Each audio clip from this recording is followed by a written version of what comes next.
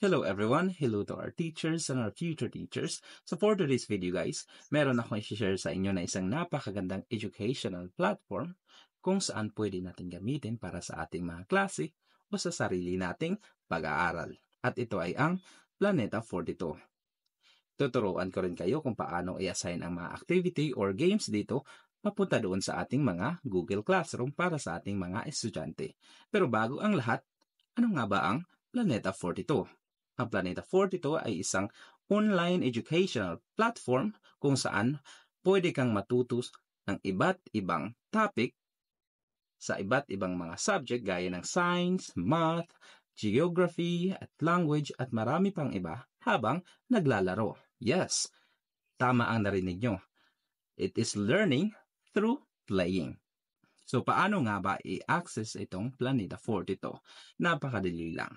Una natin gawin ay pumunta sa ating mga browser at i-search ang planeta42.com. So, una nating makikita, ito ay ang mga subject kung saan pag pinindot mo ito or clinic mo, mayroon kang makikitang mga games or activities na pwede mong laruin or i-assign sa iyong mga Google Classroom. Dito, isi-select ko ang astronomy. Ayan. Pagkatapos, kunyari, isi-select ko itong solar system na game. Ayan. Ito ang napili kong i-assign sa aking Google Classroom. So, in-scroll mo ito sa baba, makikita mo lahat ng information about the game at sa subject matter ng nilalaro mong game. So, ayan. So, now, to start the game, kailangan mong pindutin itong napili mong game.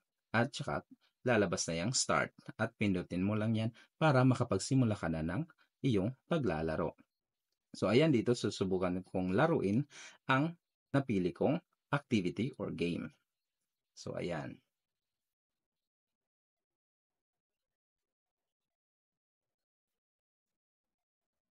So, yun. So, paano nga ba ito i-assign sa ating mga Google Classroom?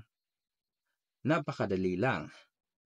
Ang ating napaka-importante lamang na gagawin ay i-copy lamang ang link ng game. Ayan. So, nakopy ko na yung link ng game. Ngayon, pumunta ka sa iyong Google Classroom Administrator account. So, ayan. So, ngayon, dito sa iyong Google Classroom, una natin gawin ay ang pag-select ng classroom kung saan i-assign mo itong game or activity. So, dito, i-click ko itong Grade 7 Archimedes. Ayan. Pumunta ka dito sa classwork at saka pindutin mo yung create button. Ayan, makikita mo dito na pwede kang mag-assign ng assignment, quiz assignment, or mga question, at saka pwede mo rin ilagay yung mga materials dito. But now, i-assign ko ito as an assignment. Ayan, pindutin lang ang assignment, at saka dito lalabas na ang information ng ating assignment. Una, ilalagay ko muna itong title nito, Solar System Puzzle. Tsaka sa baba, nandito yung instruction kung saan ito yung susundin ng mga estudyante mo kung paano gawin yung activity. Okay? So, ayan, ipipaste ko lang yung aking instruction. So, ngayon, ang napaka-importante na part is to link your assignment doon sa napili mong activity or games sa Planeta 42. So, pindutin mo lang itong attach link at ipipaste mo dyan ang link ng activity. So, ayan. Pindutin mo itong add link. So, makikita nyo na naka-embed na ang link ng ating activity. Pagkatapos nyan, ay pindutin mo itong assign. Pagkatapos nyan, ayan, naka-assign na ang ating activity or assignment sa Google Classroom.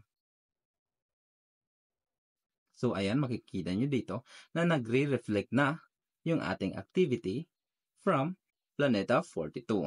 So, that would be all for this video, guys. Continue learning and continue sharing knowledge.